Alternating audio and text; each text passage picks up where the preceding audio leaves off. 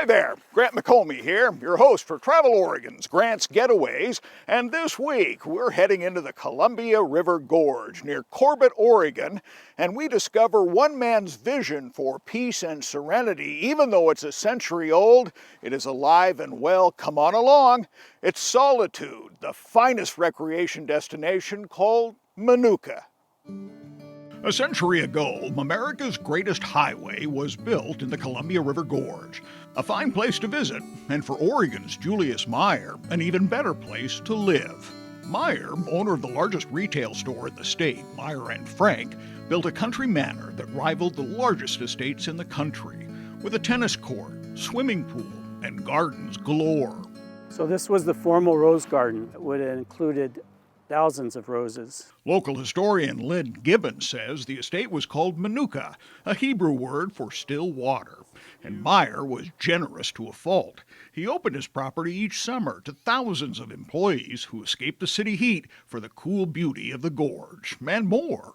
Potato sack races, the pie eating contests, activities around the swimming pool, of course, would have been popular. Anybody that was in Portland, that was anybody, would have been here on that day.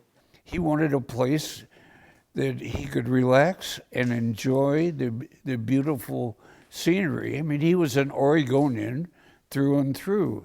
Jerry Frank should know, as the grandnephew of the successful businessman, Frank recalls youthful days traipsing across Menucha, especially for dips in the pool. Fantastic view, but that water was so ice cold, there was no heat whatsoever.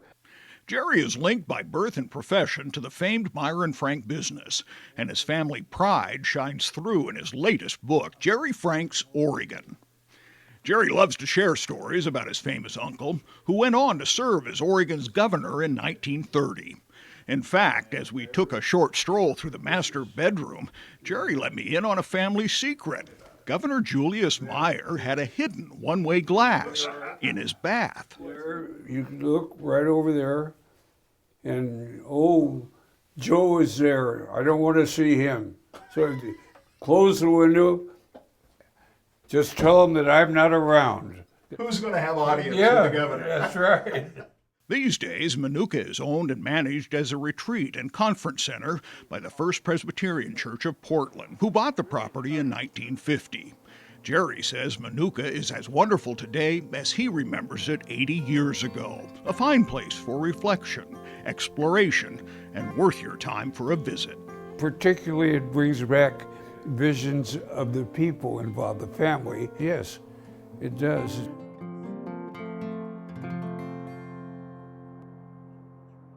We have all the details, the directions, and the contact information so you can learn more about Menucha right here on the Travel Oregon website, so be sure to check it out. Until next week, do get out here and explore the Oregon outdoors. Let Travel Oregon be your guide. For Travel Oregon, I'm Grant McComey.